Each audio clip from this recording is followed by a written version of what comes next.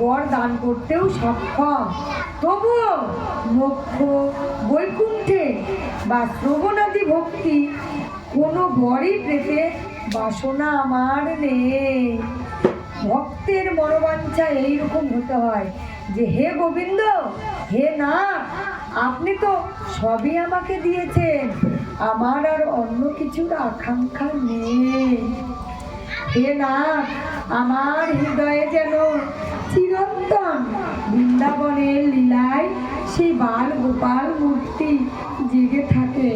অন্য মুখ্য প্রাপ্তি বাসনা করি না। হরিবল হরিবল, জয় রাধে।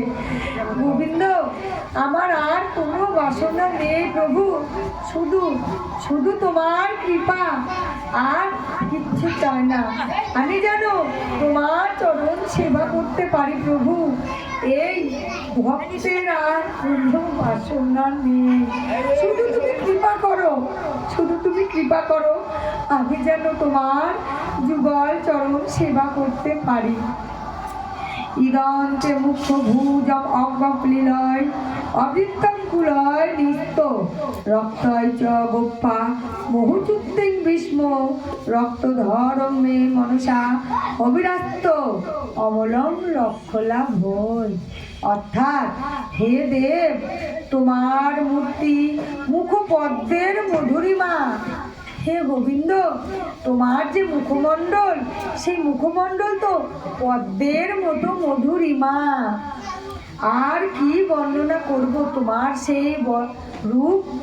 আমার তো কোনো ক্ষমতা নেই প্রভু তোমার সেই রূপ বর্ণনা করার মতন। তোমার মুখ তো সেই স্ফুটিত পদ্মের মতো মধুরিমা, যা অতি শ্যামল স্নিগ্ধ লোহিত বর্ণ।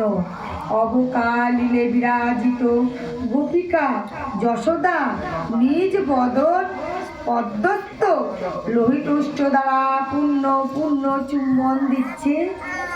আপনার সেই বদন আমি প্রণাম জানাই শতবার, কারণ আমার তো কোনো ক্ষমতা নেই গোবিন্দ তোমার সেই রূপ বর্ণনা করার মতো।